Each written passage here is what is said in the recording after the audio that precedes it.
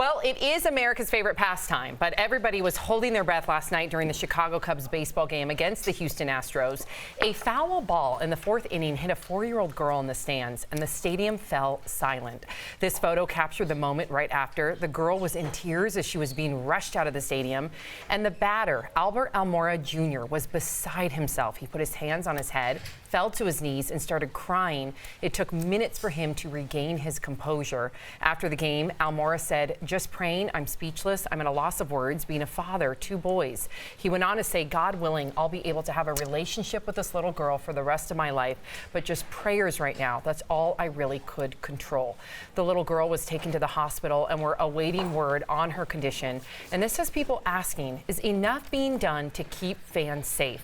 What would you say, Jeff? I was watching this game yesterday. I didn't see this happen, but I heard about it afterwards. And he was really tore up. They were talking about throughout the whole game. And I watched ESPN this morning. He wants to be friends with the family. And I mean, he's really broken up about this. That being said, Major League Baseball in 2018 extended its fence to the outside of the dugout. So if you can know baseball, basically where the first and third base line is, they extended that fence. Now they interviewed Chris Bryant, who's a star of the Cubs game, and I'm sure all the Cubs and everyone in Major League Baseball is saying, just put it all around. There's way too many little kids at that game who aren't aware, and even if you're an aware adult like me, that ball's coming at you fast. You might not have time to react. So I think they got to extend that fence. I watched an HBO Real Sports about this very issue maybe about a year ago. Anybody can go back and look at it in the archives. But they did an experiment where they had like a clear glass kind of enclosure, and they put a regular person in there, and they fired a ball at 85 miles an hour.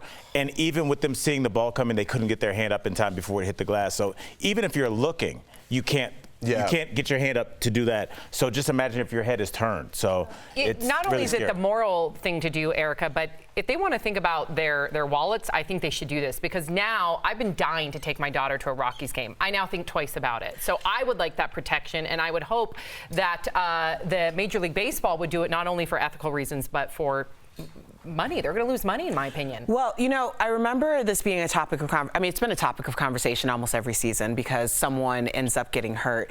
I had a friend who was a professional baseball player, and we used to go to a lot of games and sit in the friends and family section, which was right around the place where we'd get the most activity. So the thing was always like, pay attention to the game, because a lot of people go to games, they don't pay attention. And if you're going to go to any type of professional sport, you need to be paying attention in professional baseball. Of course, when you have children, you're looking out for not only yourself, but you're looking out for your child. I do think that it needs to be implemented, but people felt like it was taking them outside of the game and the field of play. And that's the reason why I think they've been hesitant to do that from the beginning. But this gentleman is going to need some probably sports hypnotherapy or something in order to get him out of that headspace, because that's traumatizing all the way around. I know. And our thoughts and prayers with that little girl. If we hear any details on her condition, we will let you know.